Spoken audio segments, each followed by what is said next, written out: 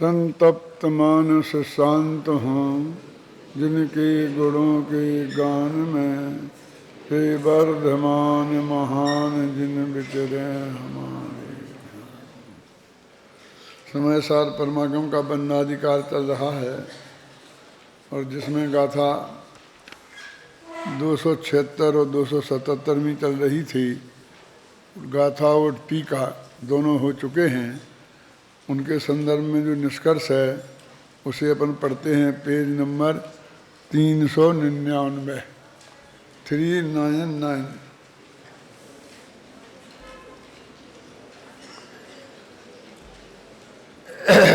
इस प्रकार आत्मख्याति में न्याय शास्त्र की पद्धति से तर्क की कसौटी पर कसकर यह सिद्ध किया गया है कि आचारांग आदि शब्द श्रुत के ज्ञान रूप व्यवहार ज्ञान, नव तत्वार्थ के सिद्धांत रूप व्यवहार सिद्धांत और षटकाय के जीवों की रक्षा रूप व्यवहार चारित्र ने उसमें अच्छा हूँ। सबके पास ये शास्त्र नहीं है क्या? ठीक है। कितना 65 देख लेना भैया। इसमें ये काम मेरे से मत कराओ, तो अपना कर लिया कर दो। मैं कम सुनता हूँ, तुम सब एक साथ बोलते हो तो कुछ नहीं सुनता।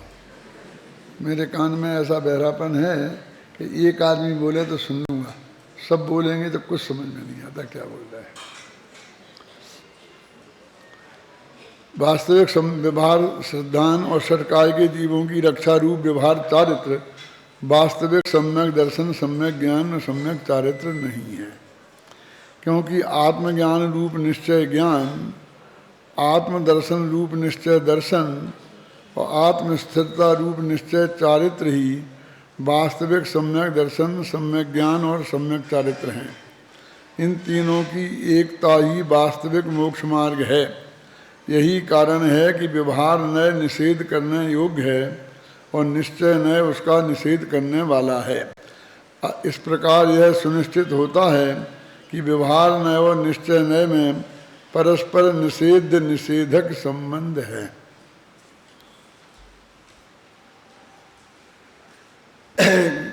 अपन गाथाओं पे 3 प्रवचन अपन ने किए और बहुत विस्तार से उसका मर्म अपन ने समझाया। लेकिन अब फिर उसकी हेडिंग पर चलते हैं कि वो बता रहे थे कि हम इसमें ये बताना चाहते हैं कि व्यवहार नय निषेध करने योग्य है और निश्चय नय उसका निषेध करने वाला है। तो ऐसा क्यों है? पहली बात तो मैं ये कह दूं कि जब पहले अपन ने वो पंक्तियाँ पढ़ी थी टीका की, कि जिसमें ये लिखा था कि आचारांगादि शास्त्र व्यवहार सम्यक दर्शन है, 7 तत्व व्यवहार सम्यक दर्शन है, आचारांग के ज्ञान व्यवहार सम्यक ज्ञान है और 6 काय के जीव व्यवहार चारित्र हैं। यानी उसमें बुद्धि पूर्वक अपन ने ये बताया था कि इसमें 6 काय के जीवों की रक्षा का भाव, उसको व्यवहार नहीं कहा, तो 6 काय के जीवों को ही व्यवहार कह दिया। ऐसे ही आचारांग शास्त्रों को पढ़ने कोई आचारांग आदि शास्त्र को ही उन्होंने व्यवहार सम्यक ज्ञान कह दिया और 9 तत्व को ही उन्होंने व्यवहार सम्यक दर्शन कह दिया। सिद्धांत ज्ञान और चारित्र उसमें नहीं लगाया था। तो वो क्यों नहीं लगाया था? तो ये बताया था कि वो आश्रयभूतता की बात, क्योंकि ये उनके आश्रयभूत हैं। जब व्यवहार सम्यक दर्शन का अध्ययन होगा तो व्यवहार शास्त्र तो होंगे ही, तब तो होगा। यदि सिद्धांत होगा तो 7 तत्वों का अध्ययन होगा, समझ होगा, तभी होगा ना। और 6 काय के जीवों की रक्षा का भाव होगा, तभी वो चारित्र में निमित्त बनेंगे। इसलिए नहीं बताया था।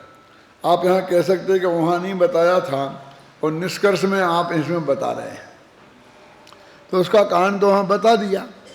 अब फिर उस बात को अधूरी क्यों छोड़ें? क्योंकि आप यही समझ लेंगे कि वो बताया था तो कहेंगे नहीं नहीं वो गलत है, झूठ है, और कल सब विद्यार्थी जाके प्रवचन करने लगेंगे तो मुश्किल हो जाएगी। और कहीं छोटे दादा ने बताया था, अब कौन आएगा छोटे दादा से पूछना, और किस किस को छोटे दादा बताने जाएंगे कि हमने क्या बताया था। इसलिए अब ये जो लिखा है ये वास्तविक स्थिति ये है। वो तो कारणवश वहाँ इतना कहा था। क्या है सब आचारांग आदि शब्द सूत्र के ज्ञान रूप व्यवहार ज्ञान और नव तत्वार्थ के श्रद्धान रूप व्यवहार श्रद्धान और षटकाय के जीवों की रक्षा रूप व्यवहार चारित्र वास्तविक सम्यक दर्शन ज्ञान चारित्र नहीं है। ये निष्कर्ष के वाक्य में जो भाषा फाइनल रूप से सुधार कर अपन ने लिखी है तो यही फाइनल है। वहाँ जो बात बताई थी वो किस कारण से बताई थी उसका कारण वहाँ स्पष्ट कर दिया गया था। इसलिए इसमें और उसमें कोई मतभेद नहीं समझना। और ये बताने के लिए कि देखो कितना नया रहस्य मैं आपको बता रहा हूँ और तुम ही यही मान बैठो कि वही व्यवहार सम्यक दर्शन ज्ञान है। वो तो उस वक्त वहाँ की बात है, क्योंकि वे आश्रय को बताना चाहते थे तो उसने वहाँ पर नहीं जाना, है ना। जैसे कि अभी अपन बोलते हैं ना बहुत लोग, तत्वार्थ सिद्धानम का सिद्धान करना व्यवहार सम्यक दर्शन है। क्या बोलते हैं? तत्वार्थ सिद्धानम का सिद्धान करना।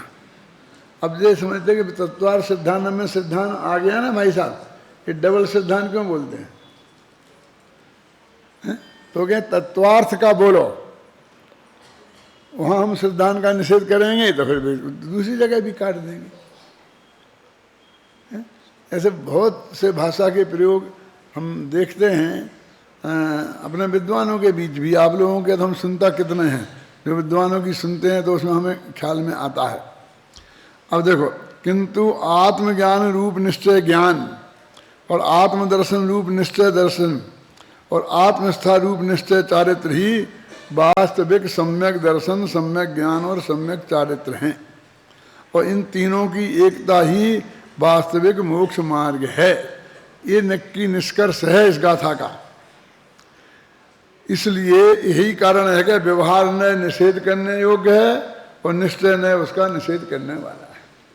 अब ये बताना है ना कि व्यवहार न निषेध करने योग्य है और निश्चय न उसका निषेध करने वाला है। इसलिए यहाँ स्पष्ट शब्दों में व्यवहार मोक्ष मार्ग नहीं है, एक स्पष्ट घोषणा कर रहे हैं। और ये जानते हुए भी कि समस्त जनागम में जगह जगह उनको भी व्यवहार मोक्ष मार्ग कहा गया है। तो कहते हैं कि फिर आप इसलिए टकरान होगा ना, टकरान क्यों होगा? वो कहा गया है इसीलिए तो यहाँ ये बात बता रहे हैं कि वो कहा गया है उसकी विशिष्ट अपेक्षा है। क्या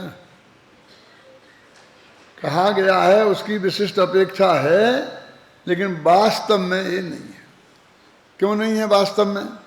अब 3 दिन की अपन ने इतनी मेहनत की तो उसके आधार पर मैं आपसे पूछ सकता हूं क्यों नहीं है। आत्मख्याति में जो तर्क दिया, पहले तो उन्होंने सामान्य तरीके से बताया, फिर तताई कह करके और विशेष तरीके से बताया, फिर अपन ने उसको तीसरी दफे बताया। तो अब मैं आपसे पूछता हूं कि आप बता सकते हैं अपनी भाषा में एक वाक्य में कि वे क्यों नहीं है सच्चे मोक्ष मार्ग? क्यों? क्योंकि वे अभव्य के भी हो जाते हैं। मूल मुद्दे की बात है। अब जो अभव्य को भी हो जाए, ख्याल में है ना, वो कैसा मोक्ष मार्ग होगा? क्योंकि उसे मोक्ष तो कभी होना नहीं है। इसका मतलब मोक्ष मार्ग वो है, मोक्ष मार्ग हो गया, तो जिससे मोक्ष नहीं हो उसे मोक्ष मार्ग कैसे कहा जा सकता है जगत में?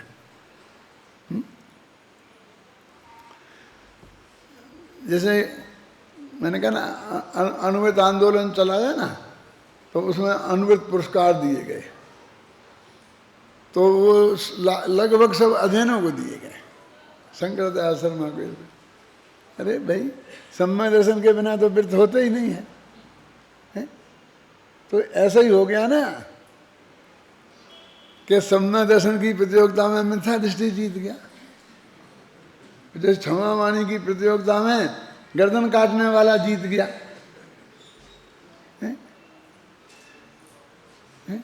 जो डॉक्टरी की परीक्षा में नहीं बैठा वो मेडिकल में टॉप कर गया। ऐसी बात होती है ना। आप समझो कितना व्यवहार सम्यक दर्शन को मोक्ष मार्ग कहना कैसा असंभव कार्य है राजेंद्र जी, समझ लो आप। उसको हेतु कहना, जिसको आप हेतु मानना चाहते हो, वो ऐसा बिल्कुल हाथ में रखे होंगे जैसा असंभव दोष है, और आप नहीं पहचान पा रहे तो क्या करें? कि वो जो अभव्य को भी हो जाए, हैं, जिसमें टॉप अभव्य कर जाए। मैं कहा एक आध जैनी को भी दिया, जिसने कायदे से अनुवृत्त लिए हों, ऐसे किसी एक आध जैनी को अनुवृत्त पुरस्कार मिला आज तक?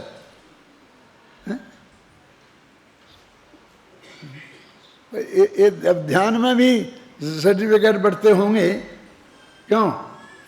तो ध्यान किसे कहते हैं उसका स्वरूप ही नहीं समझने वाले ध्यान में टॉप कर जाते होंगे हर साल यूनिवर्सिटी में।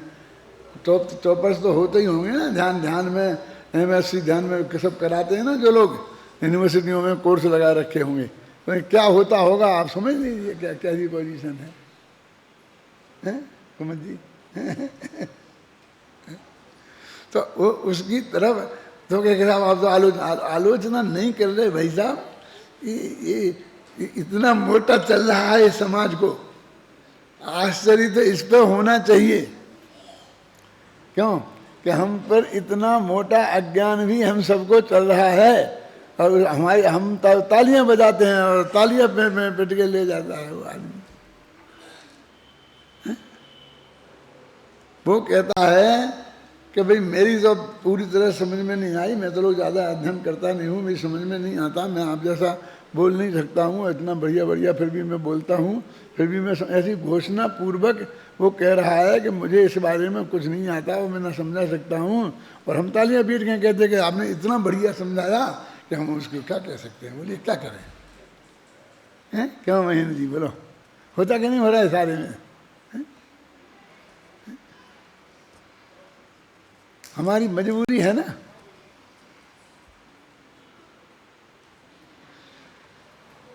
ये तत्व ज्ञान के क्षेत्र में भी ये चलेगा क्या? यानी वास्तविक अच्छे को वास्तविक अच्छा कहना, और जो अच्छा नहीं है उसके को बुरा नहीं कहो, तो उसके बारे में चुप तो रह सकते हो ना। कि नहीं प्रशंसा करना तो जरूरी है ना। तो प्रशंसा शकल की करो, अकल की करो, टोपी की करो, कुर्ता की करो, कौन मना करता है? बहुत नम्र व्यवहार है, ये सब करो ना। लेकिन क्रमबद्ध पर्याय बहुत अच्छी समझाई, ये प्रशंसा के इसके लिए ये क्या जरूरी है? मेरा मतलब समझ में आया क्या नहीं आया? गुरुदेव की के मुख से भी प्रशंसा निकलती थी, लेकिन मैं आपको एक महामंत्र बताता हूँ आज। वो एक एक शब्द नपातुला बोलते थे, चाहे 100 दफे बोलें, लेकिन वो ही वाक्य बोलेंगे वो। क्या मडानी जी, आप कहते हमने इतने पेज भेज दिए, और इसमें इसे तो एक ही पेज छपा, हमारे सारे पेज रिजेक्ट कर दिए आपने। लेकिन वो ही बात 100 दफे दोहराई, तुमने 100 दफे भेज दी, तो हम क्या करें? समझ में आ गया आपकी? मैं आपकी क्या नहीं आई? क्योंकि इतने विवेक, जब वो बिल्कुल नपे तुले शब्दों में, जिसको जो जैसे बस मान लो किसी की अकेला सेठ की प्रशंसा करना है, विकल्प आ गया उन्हें, सेठ जी अच्छा है, नरम है,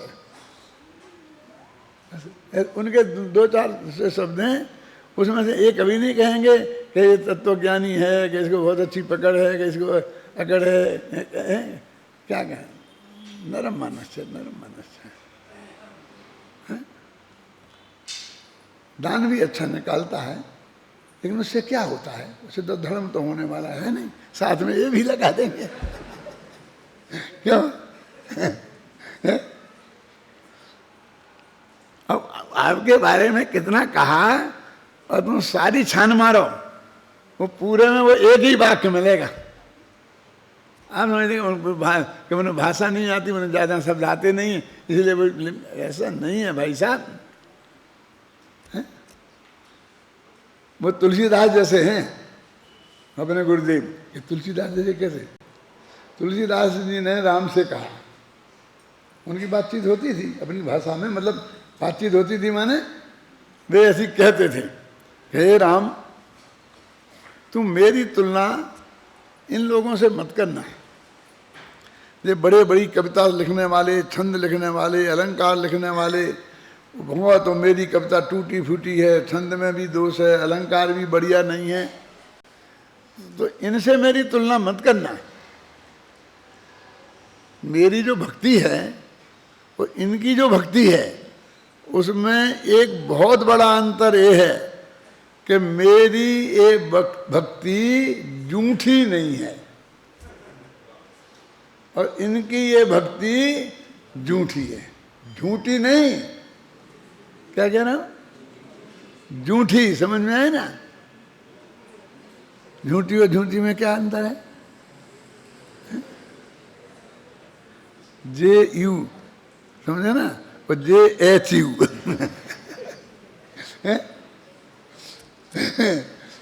मैंने सिर्फ आपके अलावा किसी की भक्ति नहीं की, अकेली आपकी ही की, समझ गए ना? और ये तो हर दरबार में पहुंचते हैं। एक कविता बना ली, आदिनाथ के लिए भी वही, अजितनाथ के लिए भी, संभवनाथ के लिए भी वही, क्यों? और फिर राजेंद्र बंसल के लिए भी वही, डॉक्टर फारेल के लिए भी वही, जो आज बजे अगले नाम ही तो बदलना है, बस खत्म, बना बनाया अभिनंदन पत्र रखा है, क्यों? ये सब झूठे लोग हैं जो आपको झूठी चीज परोसते हैं और इनका कोई भरोसा नहीं है। जो आपके लिए कह रहे हैं कल नरकगामी के लिए भी वही शब्द कह देंगे, समझेंगे ना? ये कौन कह रहा है दादा?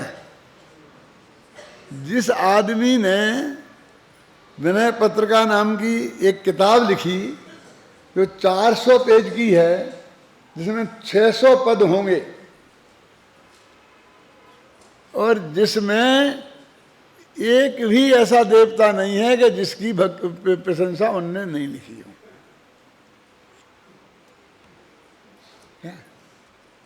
पारसनाथ की भी लिखी, बोलो, पारसनाथ की स्तुति भी लिखी। अब वो ऐसे ही कह रहा है, उसकी बात सही कैसे माने, बोलो? तो उस किताब का नाम क्या है? विनय पत्रिका। विनय पत्रिका माने उनने चिट्ठी लिखी, पत्रिका माने चिट्ठी, और अत्यंत विनय पूर्वक अपने श्री राम को उनने 600 चिट्ठियां लिखी और वो 600 चिट्ठियां उन्होंने प्रकाशित हुई विनय पत्रिका के नाम से। अब आजकल चलता है ना, श्रीमद ने पत्र लिखे थे, वे प्रकाशित हो गए, तो बहुत धीरे धीरे पत्र लिखने की, प्रकाशन की परंपरा हो गई। उनकी वो सबसे पहला पत्रों को प्रकाशित का कोई ग्रंथ है तो वो विनय पत्र का है। तो 600 पदों, लगभग 600 पद, गिनती पूरी पक्की मत समझ लेना। अपने महाविद्यालय के विद्यार्थी जैसे कोई 600 बोलता, कोई 650, कोई 700, क्यों? हम झक मार के हमें सुनना पड़ता है, और क्या क्या करें, हर एक का विरोध करें? तो वो पत्रिका लिखी, तो कैसे? लेकिन उन्होंने हर एक पत्र में उस देवता की स्तुति लिखने के बाद ये लिखा कि हे देवता, यदि तुम मेरे पर प्रसन्न है मेरी भक्ति से, तो इतना करना कि मेरे हृदय में राम के अलावा किसी की भक्ति कभी न आए, बस खत्म।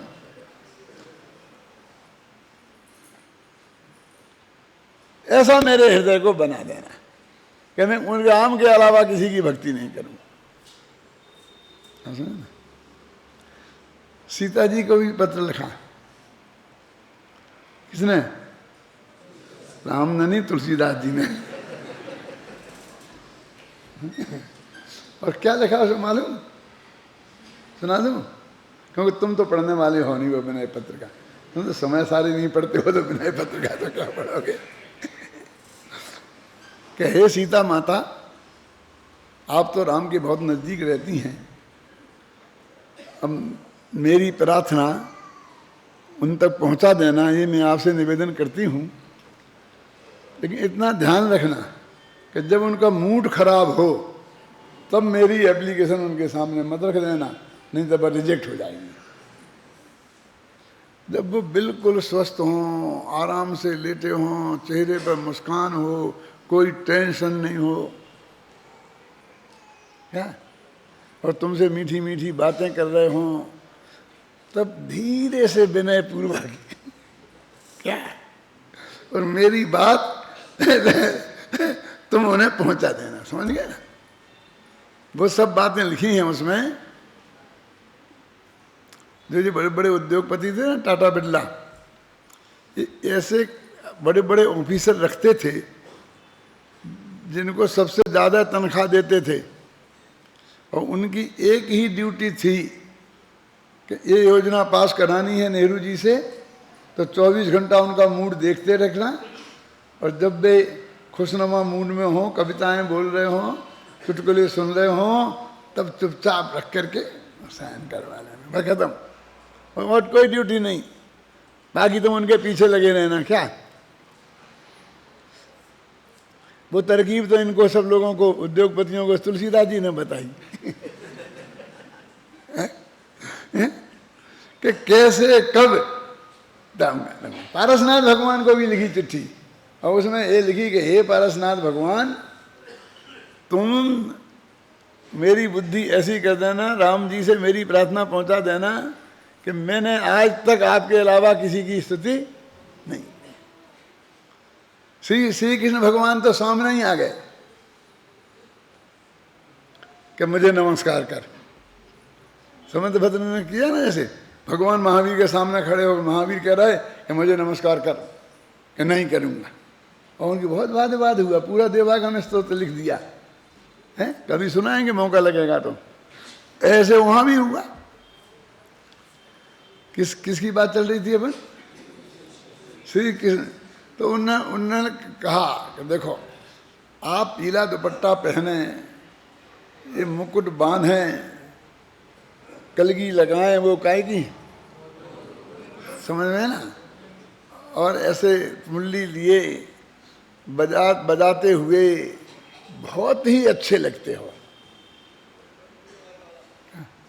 बहुत ही अच्छे लगते हो। पर एक बात सुन लो कि तुलसी मस्तक जब नवे, जब धनुष बाण ले हाथ। अब तुम धनुष और बाण ले लो, कंधे पे धनुष, हाथ में बाण, तो तुम्हें मैं नमस्कार करूंगा, तब तक नमस्कार नहीं करूंगा। मैंने तुम राम के रूप में आओगे तो नमस्कार करूंगा, नहीं तो मैं तुम्हें भी नमस्कार नहीं करूंगा। किसकी ताकत थी? हिंदू की, कि वो श्री कृष्ण भगवान को रिजेक्ट कर दे। क्यों? भले विराजे नाथ और तुलसी मस्तक तब नवे, जब धनुष बाण लेऊ। ऐसा बना एक त्रिकाली भगवान आत्मा है।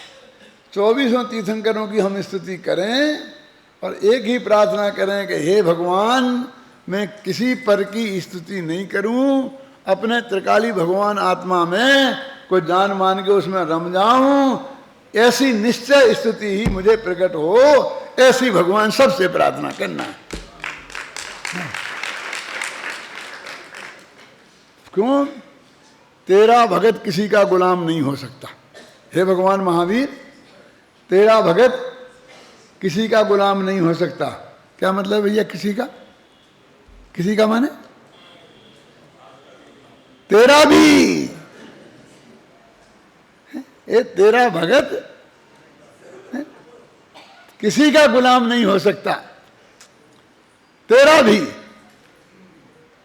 क्या समझ में आई ना? वो त्रिकाली भगवान, वो निश्चय, वो कहते सारा व्यवहार है त्यागने योग्य है। ये निषेध करने के लिए एक गाथा लिखी थी, इसलिए वो कहते हैं कि भाई इसको भैया व्यवहार इतना बनाई क्यों, हम तो चक्कर में आ गए। शास्त्र में लिखा था, ये मान के करते रहे, और आज तुम हमारे लिए सब एकदम क्रॉस कर देते हो। क्या करें? सम्यक दर्शन होने के बाद जब तक केवल ज्ञान नहीं होता है तब तक ज्ञानियों के जीवन में ऐसा व्यवहार देखा जाता है। इसलिए हमने उस व्यवहार को बताया है। गुरुदेव की भाषा में कहें कि जाने लो प्रयोजनवान छे, जाना हुआ प्रयोजनवान छे। इसको जानो कि ऐसा होता है, घबराना नहीं। कह रहे तुम क्या तो ऐसे रहते किसी को नमस्कार नहीं करूं, और हमने तो 24 के चरणों में नमते झुकते देखा है। क्यों? आदिनाथ अजितनाथ सबके चरणों में झुकते देखा है। कुछ सोचो, कल्पना करो आप। जैन धर्म कैसा अद्भुत है, और ये गाथा भी कितनी ऊंची गाथा है। मैं आज अगली गाथा पे जाना चाहता हूँ, इसे थोड़ा जल्दी निपटाऊंगा क्योंकि विषय हो चुका है। किंतु आत्मज्ञान रूप निश्चय ज्ञान, आत्मदर्शन रूप निश्चय दर्शन और आत्मस्थिरता रूप निश्चय चारित्र ही वास्तविक सम्यक दर्शन, सम्यक ज्ञान और सम्यक चारित्र है। दौलत राम जी ने यहीं से लिया है वो। परद्रे भिन्न ते भिन्न आप में,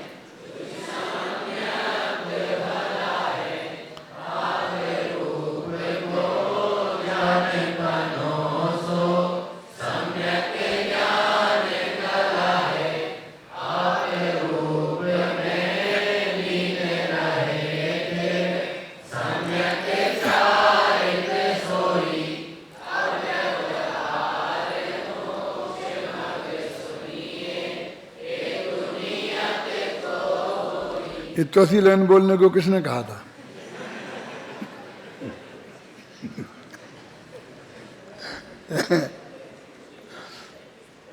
अरे भाई, वो ये कह रहे हैं, समझना जरा मैं क्या कहना चाहता हूं कि श्रद्धा में 1 सेकंड को भी वो व्यवहार उपादेय बने आए तो मोक्ष मार्ग खंडित हो जाएगा, तो नहीं चलेगा।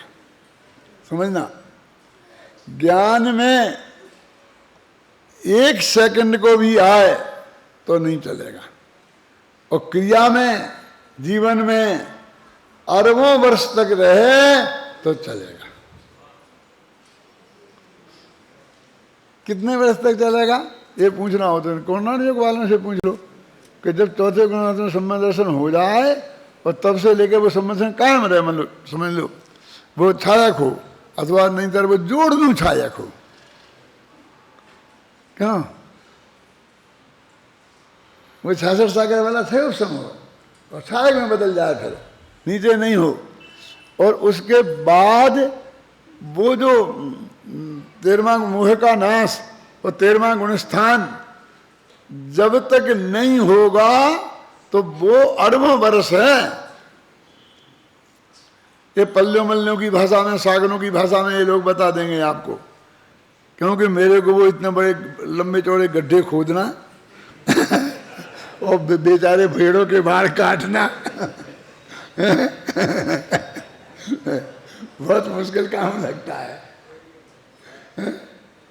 समझ गए ना? मैंने वो बहुत काल है, मेरे कहने का मतलब। ऐसी श्रद्धा में 1 सेकंड को स्वीकार नहीं है, उसी वक्त में मिथ्यात्व हो जाएगा।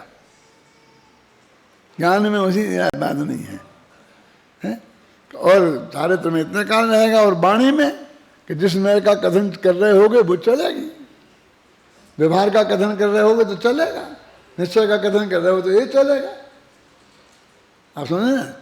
श्रुत ज्ञान रूप सम्यक ज्ञान नयों में भी जो ज्ञान का तुम प्रयोग अंदर में कर रहे हो, जिसमें का वो चलेगा, कोई दिक्कत नहीं है।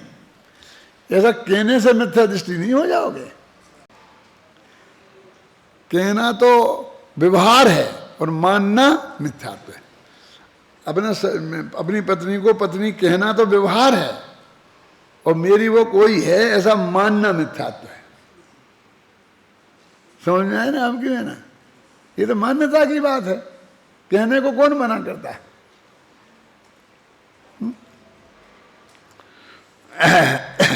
इस प्रकार यह सुनिश्चित हुआ कि व्यवहार नए, निश्चय नए में परस्पर निषेध निषेधक संबंध है। देखो, जब कोई आदमी अपना काम पूरा कर ले तो फिर उसको हट जाना ही अच्छा है। जैसे कि एक डॉक्टर है ना, वो ऑपरेशन करता है, तो कहने को तो भाई एक डॉक्टर ऑपरेशन करता है, लेकिन पूरी टीम होती है ना, तो पहले वो पूरी टीम, डॉक्टर को तो मरीज देख ही नहीं पाता है, उसके पहले ही लोग उसे बेहोश कर देते हैं। क्यों? और वो होश में आने के पहले ही डॉक्टर भाग जाता है, वो तो उसे बता देते हैं कि इसने ऑपरेशन किया, तब उसे पता चलता है। हमारा जब हम होश में आए थे 10 दिन बाद, तब उस डॉक्टर ने आगे कहा था कि आपका ऑपरेशन मैंने किया है, तब हमने उसकी शक्ल देखी थी। क्यों? तो पहले वो करते हैं ना, तो अब एक एक आदमी अपना काम करता है, तो वो जब अगले वाले को काम करने आना है तो उसे हटना पड़ता है कि नहीं, कि हट जा तू, फिर वो अपना करता है, फिर वो अपने उसने पूरा किया, हट जा तू, फिर वो अपना करता है, हट जा तू कहता जाता है ना। कब तक? जब तक वो हेड नहीं आता है ऑपरेशन करने वाला, तब तो हटाता जाता कि नहीं। फिर जब वो ऑपरेशन माने उनका काम पूरा हो जाता है ना, तभी हटाते हैं ना, कि पहले अधूरे काम में थोड़ी हटाते, पूरा हो जाता तब हटाते ना। अब वो जो आया डॉक्टर हेड, बिल्कुल जो असली करता है, तो वो भी करके फिर उसे कोई हटाता है? वो हट जाता है। क्यों? और उसके बाद जिसको आना हो जाता है, वो टाँके माके लगाने वाले वे आ जाते हैं, फिर कैसा क्रम चलता है राजेंद्र? फिर वे हट जाते हैं और दूसरे आ जाते हैं, फिर वे हट जाते हैं, दूसरे यहाँ से हटा देता, फिर वहाँ से हट जाते, अशुभ भाव को छोड़ देता है, हटा देता है, और शुभ भाव हट जाता है। समझ गए ना आपकी में ना?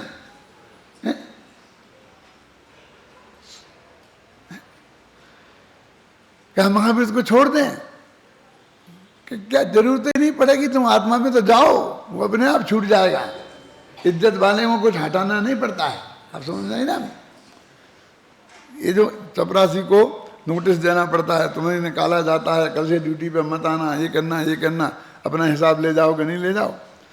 और जब एक प्रधानमंत्री किसी मिनिस्टर को निकालता है तो ऐसा कहता है कि निकल जा, ये कहता है आप प्रधानमंत्री जी चाहते हैं, उनका सेक्रेटरी कहता है कि आप त्याग पत्र दे दें, बस। क्यों? तो समझदार 1 सेकंड में दे देता है। ऐसे भी लोग होते हैं, अड़ जाते हैं कि तुम्हारे कहने से नहीं दूंगा, तब प्रधानमंत्री जी कहेंगे तब मैं दूंगा। प्रधानमंत्री जी कहते हैं कि अब दे दो भैया त्याग पत्र, साहब मेरी पूरी बात आपको सुननी पड़ेगी। और कुछ ऐसे भी होते हैं लाल बहादुर शास्त्री जैसे, कि प्रधानमंत्री को ये कहने का मौका ही नहीं देते हैं कि तुम त्याग पत्र दे दो।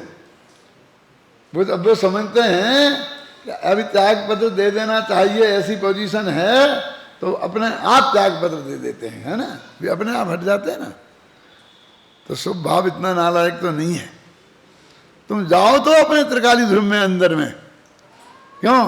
वो तो बिल्कुल हट जाएगा, वो आपको अड़ंगा नहीं लगाएगा भाई साहब, है? उसको कहने की जरूरत नहीं है। अशुभ छोड़ा जाता है और शुभ छूट जाता है। पाप छोड़े जाते हैं और पुण्य छूट जाता है अपने आप। कहाँ? कि जहाँ जिसका उपयोगिता खत्म हो जाती है वहाँ वो छूट जाता है। समोसन भी विकसित हो जाता है ना, है? वो सब चले जाते हैं अपने आप।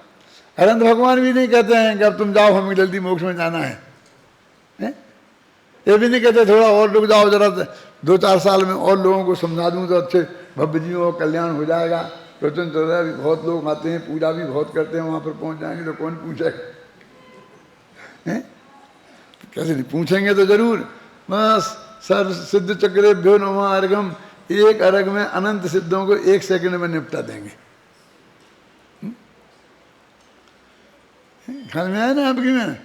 तो ऐसा न कुछ नहीं, जब तक है दिव्य ध्वनि खिरती है खिरने दो, बंद हो जाए बंद हो जाने दो, जब तक हैं रहने दो, जब जाएंगे चले जाएंगे, कोई उन्हें जल्दी नहीं है। न रुकने की अपेक्षा है, न जाने की जल्दी है। क्यों?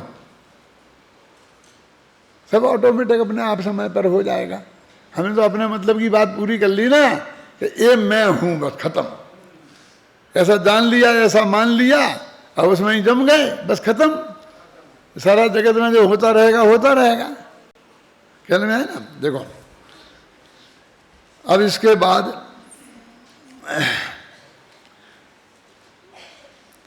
इन गाथाओं के बाद आचार्य जयसेन की टीका में 4 गाथाएं आती हैं, जिनमें 2 गाथाएं तो आत्मख्याति में आगे 286 और 287वीं गाथा के रूप में आने वाली हैं, और 2 गाथाएं आत्मख्याति में हैं ही नहीं। उक्त 4 गाथाओं का अनुशीलन आगे यथास्थान किया जाएगा। अभी तो यहाँ चलो, अब आगामी गाथाओं का सूचक काव्य लिखते हैं, वो काव्य को अपन पढ़ते हैं। रागादयो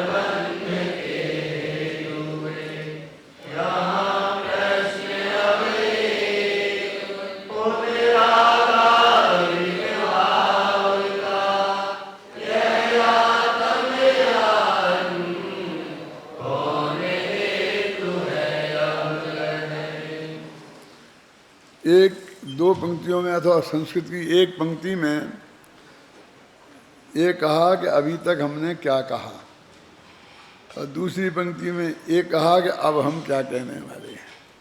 देखो पहली पंक्ति में है ना उक्ता, मुक्ता लिखा ना, मुक्ता, ये मुक्ता नहीं है, उक्ता है। मोक्ष से इसका कोई संबंध नहीं है।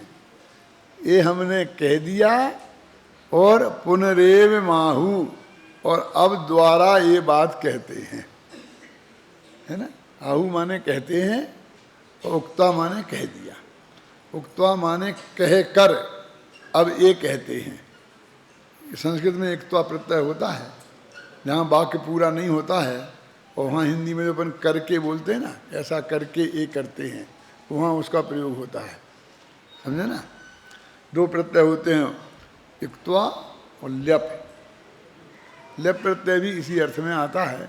अभी मैं व्याकरण पढ़ाने नहीं पढ़ाऊँगा, बस इतना समझ लो। क्या कहा? रागादयो बंध निदान मुक्ता, रागादिक भावों को बंध का कारण कहा गया, है ना। बहुत सरल है। देखो रागादयो बंध निदान मुक्ता, रागादिक को बंध का कारण कहा गया। ते शुद्ध चिन्ह मात्र महो अतिरता, वे रागादिक भाव शुद्ध चैतन्य मात्र जो भगवान आत्मा है उससे अतिरिक्त अन्य अतिरिक्त भाव हैं। क्या? शुद्ध चिन्ह मात्र महोतिरिक्ता, शुद्ध चैतन्य मात्र जो भगवान आत्मा है उससे जो भिन्न रागादिक भाव हैं उन्हें वे बंध के कारण हैं, ये बात हमने कही। अब क्या कहते हैं कि उन रागादिक भाव जो बंध के कारण है हमने कहा, उनका निमित्त कौन है? आत्मा, आत्मा है कि पर है? आत्मा परोबा, है ना। आत्मा है या अन्य है? अपन ने बीच में लगाया ना या, वो संस्कृत में बाद में लगाते हैं। आत्मा परोबा, ये बा को जरा पहले जाओ, बा माने अथवा। आत्मा परोबा, आत्मा है कि पर है? उत्तन निमित्तम, उसका निमित्त आत्मा है कि पर है। इति प्रपुन्ना प्रपुन्ना पुनरेव माहू, ऐसा पूछे जाने पर अब उस बात को हम द्वारा कहते हैं। द्वारा कहते हैं माने इशारे इशारे में तो हमने पहले कह ही दिया। क्या है? पुनरेव याहू, द्वारा कहते हैं उस बात को कि उसका कारण कौन है। देखो कहे जिनागम माही शुद्धात्म से भिन्न जो, जिनागम में शुद्धात्मा से भिन्न जो रागादिक परिणाम कहे हैं वे कर्म बंध के हेतु हैं, ऐसा जिनागम में कहा है। वो बात हम कह चुके। अब यहाँ प्रश्न अब यहाँ ये प्रश्न है कि उन रागादिक भाव का यह आत्म या अन्य, ये आत्मा है या अन्य है। देखो या हिंदी में पहले आ गया ना, संस्कृत में बाद में था, वो बाकी जगह या है।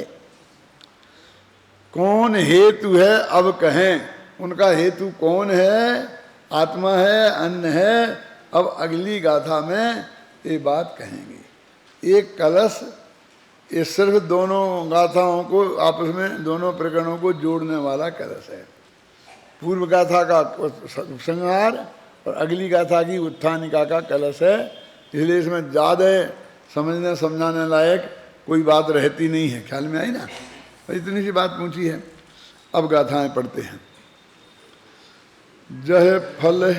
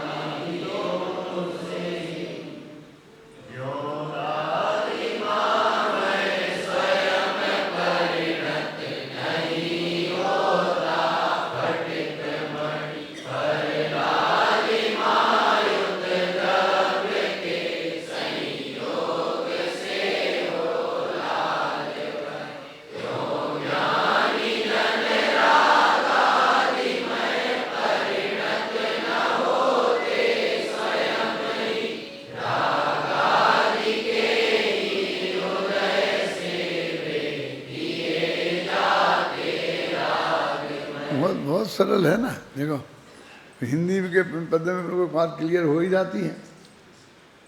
जह फली मणि, फले मणि, ये स्पर्धिक मणि। जिस प्रकार जब ये गाथाएँ आती हैं तो मुझे एक वो याद आ जाती है कि जब मैं अशोकनगर में रहता था तो वहाँ एक बाबा थे भगवान दास जी करके, बहुत बुजुर्ग थे। वे सुनते बिल्कुल नहीं थे।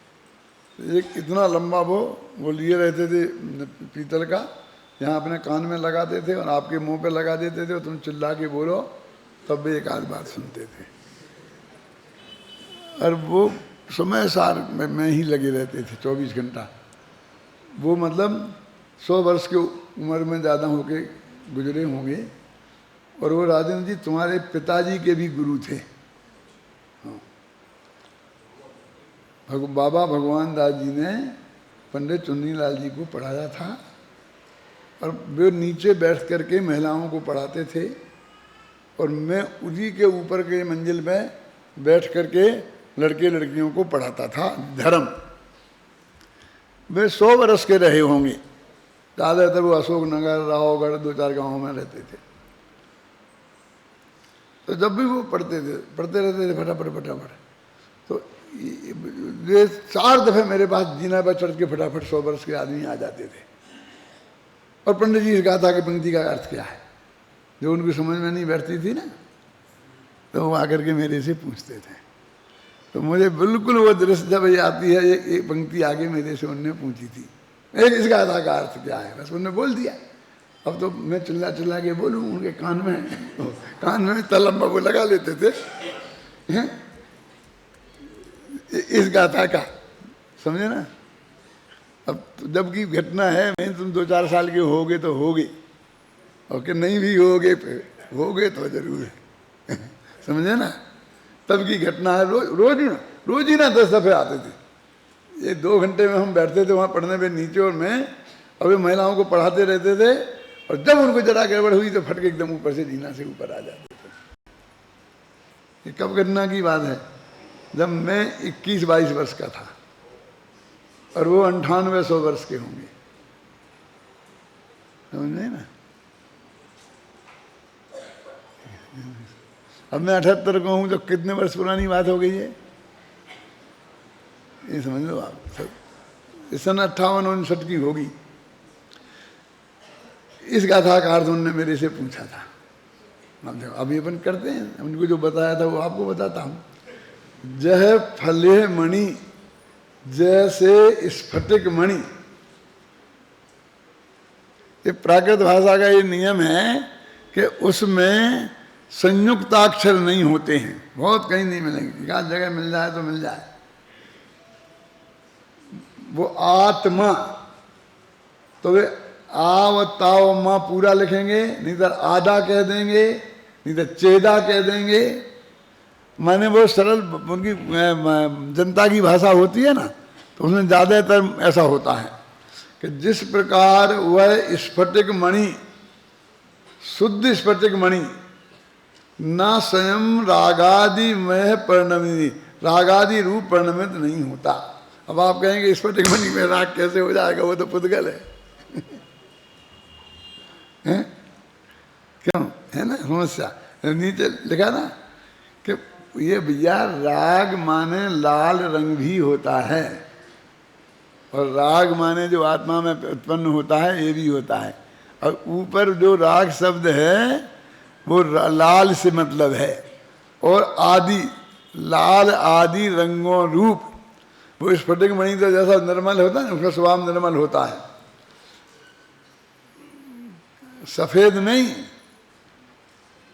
सफेद भी एक कलर है भाई साहब, जैसे लाल कलर है, सफेद भी एक कलर है।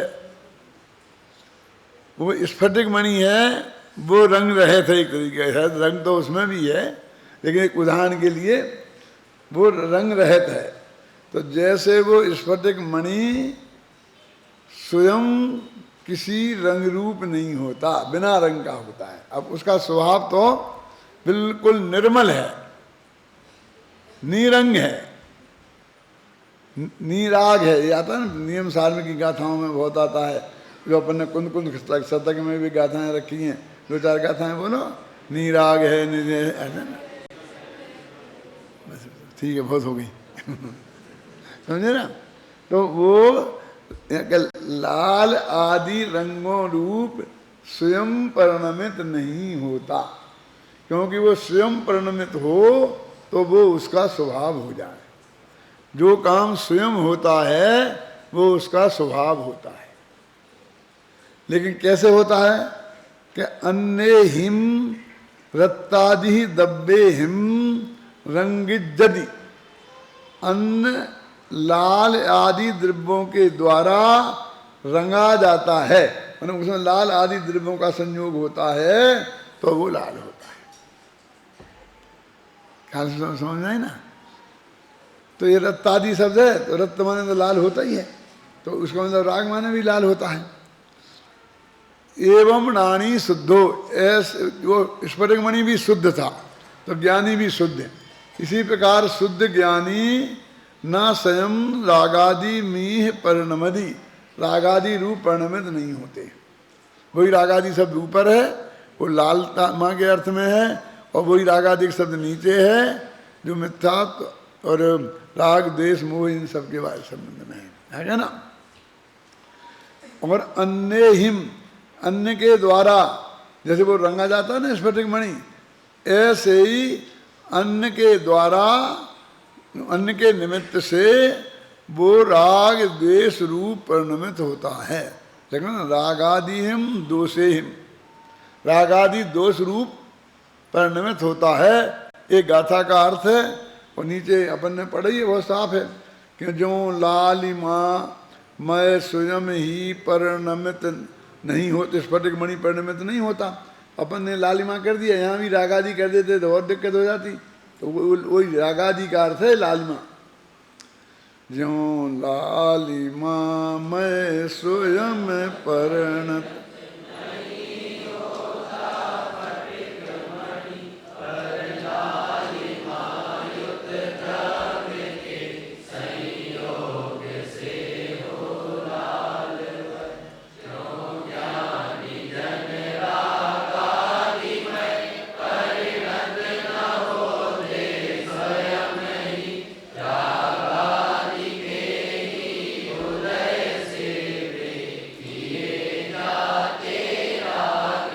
बहुत सरल हो गई ना कि वो स्वयं नहीं होते हैं, राग आदि उनके अपने निमित्त से होते हैं।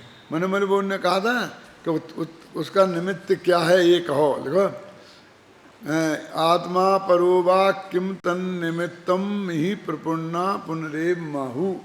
तो उन्हें निमित्त पूछा था कि कौन है, तो उन्होंने वो निमित्त बता दिया। सुनो, अब ये इसकी जो गद्य है टीका अमृतचंद्राचार्य की, वो भी सरल है, क्योंकि उन्होंने ज़्यादा इसमें न्याय की भाषा का प्रयोग नहीं किया है, और किया तो बहुत सरल।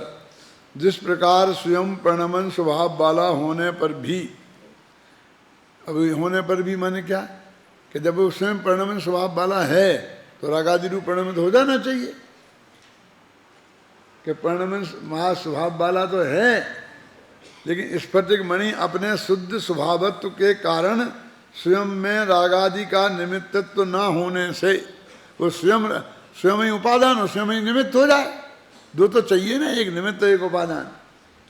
तो स्वयं ही लिखा ना, स्वयं में रागादि का निमित्तत्व न होने से वो स्वयं रागादि का निमित्त नहीं होता है, अपने आप लालिमा आदि रूप परिणमित नहीं होता, किंतु उस परद्रव्य के द्वारा ही शुद्ध स्वभाव से च्युत होता हुआ लालिमा आदि रूप परिणमित किया जाता है। जो परद्रव्य स्वयं लालिमा आदि रूप होने से स्फटिक मणि की लालिमा में निमित्त होता है, मतलब परिणमित किया जाता है, निमित्त रूप से बात है, वो निमित्त होता है। उसी प्रकार स्वयं परिणमन स्वभाव वाला होने पर भी यह शुद्ध आत्मा अपने शुद्ध स्वभाव के कारण स्वयं में रागादि का निमित्तत्व न होने से अपने आप रागादि रूप परिणमित नहीं होता, अपितु उस परद्रव्य के द्वारा ही शुद्ध स्वभाव से च्युत होता हुआ रागादि रूप परिणमित किया जाता है। जो परद्रव्य स्वयं रागादि रूप होने से आत्मा के रागादि रूप परिणमन में निमित्त होता है, माने वो कर्म का उदय है, वो उसके द्वारा रागादि रूप परिणमित किया जाता है। अब ये बहुत प्रसिद्ध छंद है, टोडरमल जी ने उद्धृत किए हैं ये छंदों में कि तद निमित्त जो ऐसा मानते हैं कि आत्मा किसी पर के निमित्त के बिना स्वयं ही रागादि रूप परिणमित होते हैं, तो वे अज्ञानी मोक्ष प्रकाश में आया ना उसमें। उक्त संपूर्ण कथन का तात्पर्य यह है कि जिस प्रकार स्फटिक मणि के लाल रंग रूप परिणमन में शुद्ध स्वभाव वाला स्फटिक मणि स्वयं तो निमित्त हो नहीं सकता, अब जपा पुष्प आदि कोई भी पर द्रव्य के निमित्त से उसमें निमित्त होता है। ये दो शब्द आते हैं शास्त्र में, एक जपा पुष्प और एक तमाल पुष्प। जपा जो पुष्प है वो लाल होता है, और तमाल का जो फूल है वो काला, लाल थोड़ी मटमैला काला होता है। तो कहते वो लाल जपा की फूल की डांक लगा दो तो वैसा हो जाता है, और तमाल पुष्प भी लगा दो तो वैसा हो जाता है।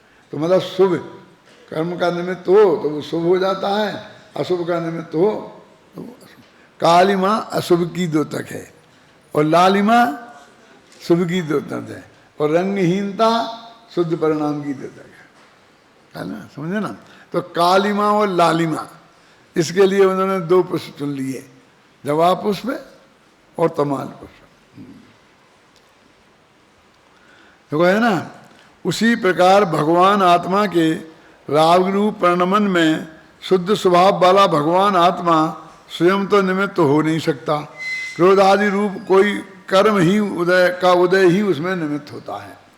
भाव यह है कि आत्मा का रागादि रूप परिणमन नैमित्तिक भाव है, उपाधि भाव है, कर्मोदय जन्य भाव है, विभाव भाव है, स्वभाव भाव नहीं। बस इतना बता देना कि ये भगवान आत्मा का स्वभाव नहीं है, ये विभाव है।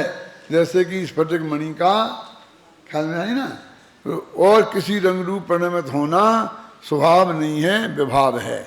उसमें पर द्रव्य का निमित्त रूप से संयोग होना अत्यंत आवश्यक है। भाई इतनी ये बात में हो गई, अपना समय हो गया।